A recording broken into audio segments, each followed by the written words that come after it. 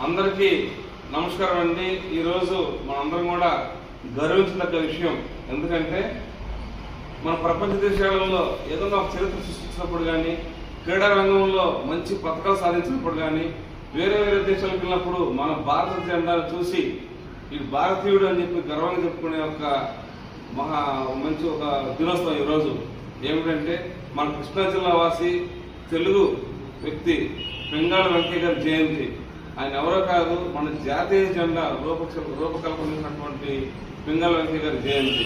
మరి ఇప్పుడు నేను ముందుగానే చెప్పాను, ఆయన చరిత్ర మన చరిత్ర గురించి భారతీయులను తెలుసుకున్న దాంట్లో కీర్తి పత్రిక సంపాదించినప్పుడు ఆ భారత జెండా ఎప్పుడైతే ఎక్కడ వేస్తామో ఇక్కడ భారతీయుడు, మనం భారతీయులను చెప్పుకునే ఒక మంచి జెండాను రూపొందించినటువంటి మహనీయుని జయంతి సందర్భంగా మన శ్రీ పెద్దిరాజు గారు గన్నవరం వెంకయ్య చిత్రపటానికి పూలమాల సమర్పించి వారి యొక్క అమూల్యమైన సందేశాన్ని ఇవ్వాల్సిందిగా కోరుకుంటున్నాను.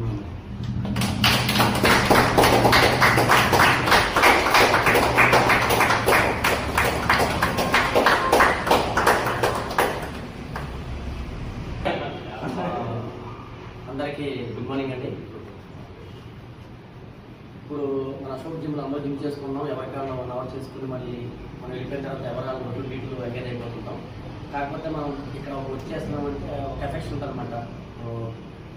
అంటే నాకు కొంతమంది ఫేస్ అయితే అందరికీ తెలిసి కానీ పేరు అందరికీ తెలియదు నాకు. ఈరోజు మన అశోక్ సమకూర్చినటువంటి పింగళ వెంకయ్య గారి యొక్క జన్మదినోత్సవాన్ని మనం ప్రశ్నించుకుంటూ ఇలా గ్యాదర్ అవ్వడం జరిగింది.